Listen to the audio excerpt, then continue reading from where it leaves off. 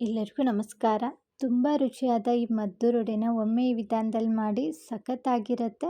ಬೆಂಗಳೂರು, ಮೈಸೂರು, ಮಂಡ್ಯ ಕಡೆ ಜಾಸ್ತಿ ಮಾಡ್ತಾರೆ. ನಮ್ಮ ಉತ್ತರ ಕರ್ನಾಟಕದ ಕಡೆ ಮಾಡೋದಿಲ್ಲ.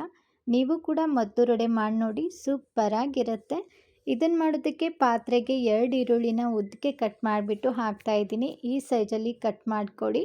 ನಂತರ ಸಣ್ಣದಾಗಿ ಕಟ್ ಮಾಡಿರುವಂಥ ಹಸಿಮೆಣಸಿನ್ಕಾಯಿ, ಶುಂಠಿ, ಕರಿಬೇವಿನ ಸೊಪ್ಪು, ಸ್ವಲ್ಪ ಉಪ್ಪನ್ನು ಹಾಕಿಬಿಟ್ಟು ಈರುಳ್ಳಿ ನೀರು ಬಿಡೋವರೆಗೂ ಚೆನ್ನಾಗಿ ಇದನ್ನು ಕಿವುಚಬೇಕು ನೋಡಿ. ಈ ಥರ ನೀರು ಬಿಟ್ಟಾದಮೇಲೆ ಇದಕ್ಕೆ 1 ಕಪ್ನಷ್ಟು ಬಾಂಬೆ ರವೆ ಹಾಕ್ತಾಯಿದ್ದೀನಿ. ಉಪ್ಪಿಟ್ಟು ಮಾಡ್ತೀವಿ ನೋಡಿ, ಆ ರವೆ ಹಾಕ್ಕೊಳ್ಳಿ. 1 ಕಪ್ನಷ್ಟು ಮೈದಾ ಹಿಟ್ಟು, ಅರ್ಧ ಕಪ್ನಷ್ಟು ಅಕ್ಕಿ ಹಿಟ್ಟು, 2 ಸ್ಪೂನ್ನಷ್ಟು ಶೇಂಗಾನ ಹುರಿದು ತರಿಯಾಗಿ ಕುಟ್ಟಿ ಹಾಕ್ತಾಯಿದ್ದೀನಿ. 1 ಸ್ಪೂನ್ನಷ್ಟು ಎಳ್ಳನ್ನು ಹಾಕಿ ಚೆನ್ನಾಗಿ ನಾವು ಕಲಿಸ್ಕೋಬೇಕು ನೋಡಿ.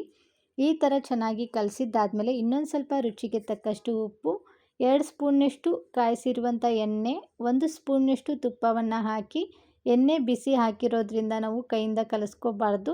ಮೊದಲಿಗೆ ಸ್ಪೂನಿಂದ ಕಲಸಿ ಆರಿದ ಮೇಲೆ ಮತ್ತೆ ಕೈಯಿಂದ ಚೆನ್ನಾಗಿ ಕಲಿಸ್ಕೋಬೇಕು. ಇದಕ್ಕೆ ಇವಾಗ 1-2 ಸ್ಪೂನ್ನಷ್ಟು ನೀರನ್ನು ಹಾಕಿ ಇನ್ನೊಂದು ಸರಿ ಕಲಿಸ್ಕೊಳ್ಳೋಣ ನೋಡಿ. ಸ್ವಲ್ಪ ಹಾಕಿ, ನೀರು ಜಾಸ್ತಿ ಹಾಕೋಕ್ಕೆ ಹೋಗಬೇಡಿ. ಕಲಸಿದ್ದಾದಮೇಲೆ ನಿಮಗೆ ಯಾವ ಸೈಜಲ್ಲಿ ಮದ್ದೂರೊಡೆ ಬೇಕು ನೋಡಿ, ಆ ಸೈಜಲ್ಲಿ ಹಿಟ್ಟನ್ನು ತಗೊಂಡು ಉಂಡೆಗಳನ್ನಾಗಿ ಮಾಡಿ ಎತ್ತಿಟ್ಕೊಳ್ಳಿ ನೋಡಿ.